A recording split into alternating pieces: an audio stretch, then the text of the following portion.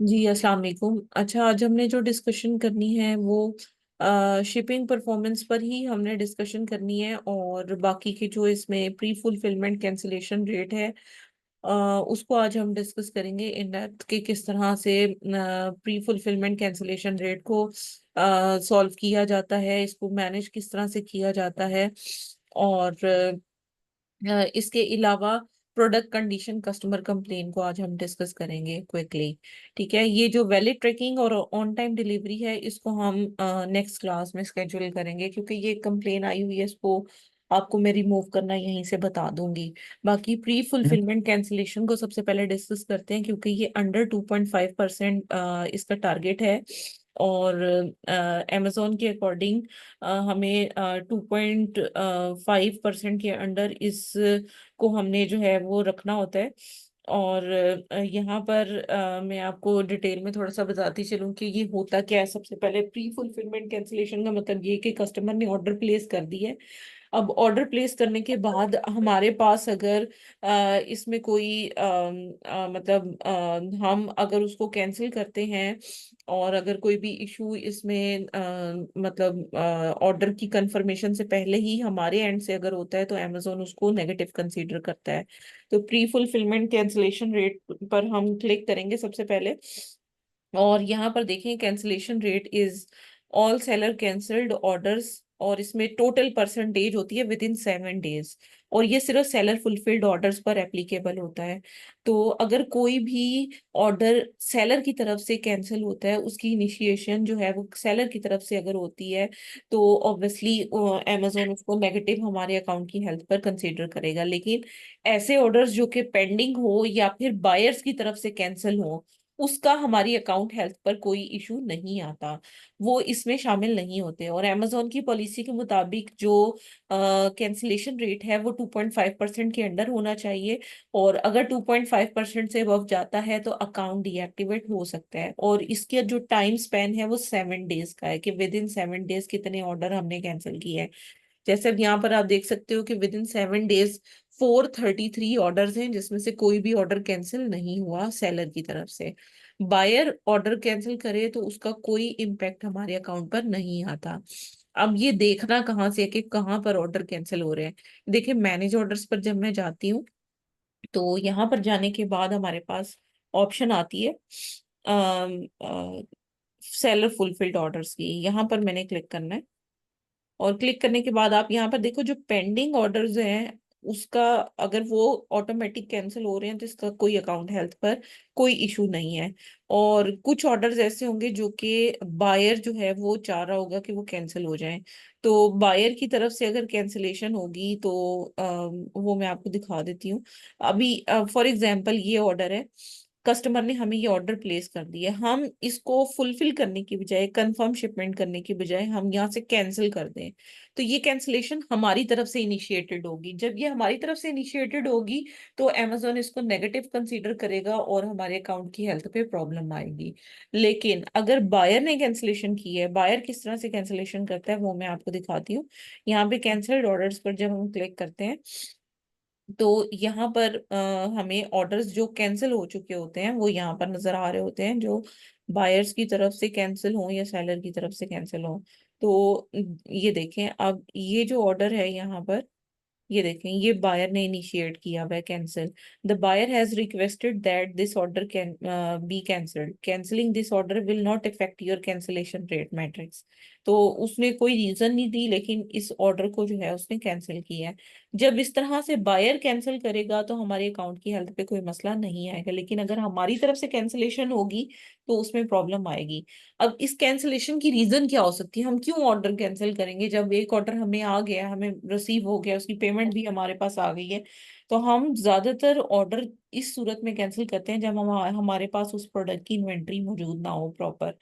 तो इसका नोटिफिकेशन और इसकी जो अपील है वो मैं आपके साथ शेयर कर रही हूँ, फिर हम फर्दर डिस्कशन इस पर स्टार्ट करते हैं। क्योंकि इसकी एक ही रीजन होती है कि हमारे पास अगर प्रॉपर इन्वेंटरी मौजूद ना हो, स्टॉक अवेलेबल ना हो। तो इसी रीजन को हम डिस्कस करते हैं, फिर हमने सेकेंड वायलेशन को डिस्कस करना है, क्योंकि माइनर वायलेशन है। अकाउंट रीइंस्टेट भी जल्दी हो जाता है, और इसकी अपील भी मैं आपके साथ शेयर कर रही हूँ। जी, अब हमने यहाँ पर प्रोडक्ट कंडीशन कस्टमर कंप्लेन को हमने डिस्कस करना है। यहाँ पर अगर मैं क्लिक करती हूँ तो कंडीशन कस्टमर कंप्लेन का मतलब ये है कि प्रोडक्ट तो ओके है, प्रोडक्ट में कोई प्रॉब्लम नहीं है। लाइक वो प्रोडक्ट जेन्युइन ब्रांड की है और एक्चुअल प्रोडक्ट है, उसमें ऑथेंटिसिटी में उसकी कोई मसला नहीं है, लेकिन उसकी कंडीशन में मसला है। कंडीशन का मतलब ये है कि अगर प्रोडक्ट आप कह रहे हो कि न्यू करके आप सेल आउट कर रहे हो, लेकिन कस्टमर तक जब पहुंच रही है तो वो ओपन बॉक्स है, या फिर उसकी सील उसमें कोई प्रॉब्लम है, या फिर प्रोडक्ट टूटी हुई मिल रही है, या फिर प्रोडक्ट का कोई पार्ट मिसिंग है, इन सारी सिचुएशंस में प्रोडक्ट कंडीशन कस्टमर कंप्लेन आती है।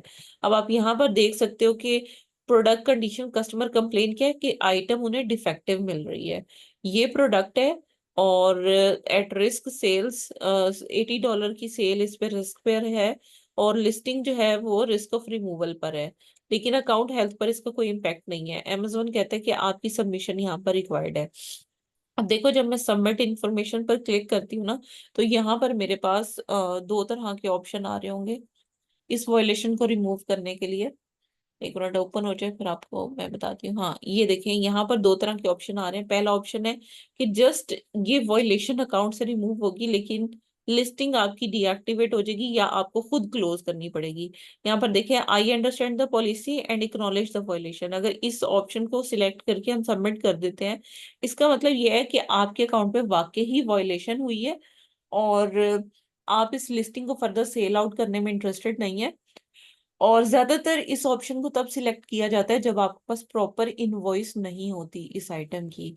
तो उसमें ये है कि जब प्रॉपर इनवॉइस नहीं होगी तो आप इसको एक्नॉलेज करके यहाँ से रिमूव कर दोगे और लिस्टिंग को भी रिमूव कर दोगे।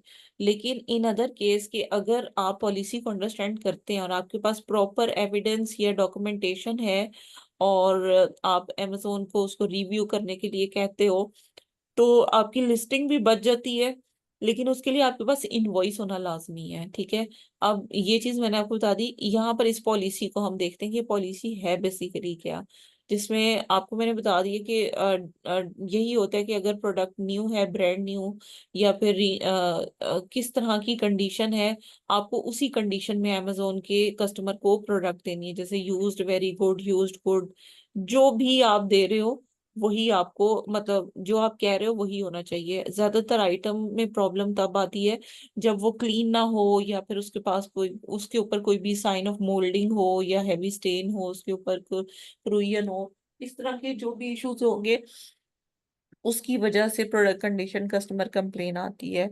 अच्छा, इसके अलावा कोई पार्ट अगर मिसिंग है उसके अंदर, तब भी इस तरह की कंप्लेन आती है। अगर कोई रिपेयर उसके अंदर, रिपेयरिंग सर्विस रिक्वायर्ड है, तब भी उसके अंदर ये प्रॉब्लम आता है। कॉपीराइट का कोई भी प्रॉब्लम है तब भी ये आता है। और आइटम अगर originally distributed as promotional copy अगर आप भेज देते हो तब भी प्रॉब्लम आता है। आइटम की एक्सपायरी डेट अगर गुजर गई है और आप एक्सपायर प्रोडक्ट भेज रहे हो तब भी मसला आता है। इसके अलावा अगर प्रोडक्ट में कोई भी प्रॉब्लम आई है, जैसे कोई भी सप्लायर या वेंडर या मैन्युफैक्चरर ने उसको अनसेलेबल कहा है, और आप फिर उसको डेजिग्नेट करते हो कि ये न्यू प्रोडक्ट है, और फिर आप उसको सेल आउट करते हो। अच्छा, यूजुअली जो है वो आइटम इस तरह की अमेजोन पर सेल आउट करना प्रोहिबिटेड है। ये सारी इसकी पॉलिसी है जो कि मैंने आपको बता दी है। अब इसका जो है वो प्लान ऑफ एक्शन सबमिट कराना पड़ता है। और अगर तो देखिए इनवॉइस नहीं है तो फिर तो आपको पॉलिसी वायलेशन जस्ट एक्नॉलेज करनी है। एक्नॉलेज करोगे तो विद इन 15 मिनट्स ये अकाउंट से रिमूव हो जाएगी वॉयलेशन। लेकिन वॉयलेशन बैकएंड पे सेव हो जाएगी कि आपके अकाउंट पर एक वॉयलेशन आई हुई है। ठीक है, वो बैकएंड पर सेव हो जाएगी। तो अगर कोई और वॉयलेशन आती है तो अकाउंट प्रॉपरली डीएक्टिवेट हो सकता है। लेकिन इन अदर केस कि अगर आपके अकाउंट पर कोई वॉयलेशन आई है और आपके पास प्रॉपर एविडेंस और डॉक्यूमेंटेशन मौजूद है इसको करने के लिए जस्टिफाई, तो फिर हम इसको कैसे सॉर्ट आउट करेंगे। सबसे पहले हम देखेंगे कि ये जो ASIN है इसको हम यहाँ से कॉपी करेंगे। कॉपी करने के बाद हमने जाना है वॉइस ऑफ कस्टमर में। यहाँ पर देखें, वॉइस ऑफ कस्टमर का ऑप्शन ऊपर ही आ रहा है, वैसे हम यहाँ से भी इस ऑप्शन को लेकर आ सकते हैं परफॉर्मेंस में जाकर और वॉइस ऑफ कस्टमर पे। यहाँ पर हमने जाना है और हमने इस प्रोडक्ट की लिस्टिंग में देखना है कि असल में कस्टमर क्या क्या रहा है इस आइटम से रिलेटेड। मैं यहाँ पर इस ASIN को एंटर करके सर्च करूंगी। अच्छा, सर्च करने के बाद अब इस लिस्टिंग में हम देखेंगे कि प्रॉब्लम असल में है क्या। ये प्रोडक्ट है और मर्चेंट है, 100% नेगेटिव एक्सपीरियंस है। एक ही ऑर्डर आया, एक ही ऑर्डर जो है वो प्रॉब्लम कर गया। इस वजह से पुअर कंडीशन है, नॉट एक्सपेक्टेड 100%। इसकी सी डिटेल्स पर हमने क्लिक करना है।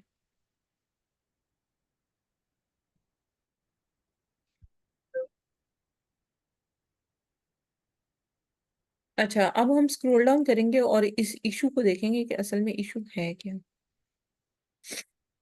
Make sure the way you describe the product accurately sets expectation for your customer.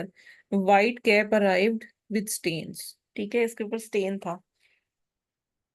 अब जाहिर बात है कि इस तरह के इशू में हमें प्रॉपर इनवॉइस और इस इशू को एड्रेस करने की जरूरत है। सो आप वेट करें, मैं आपके साथ प्लान ऑफ एक्शन शेयर कर रही हूँ, फिर हम इस पर डिस्कशन करते हैं।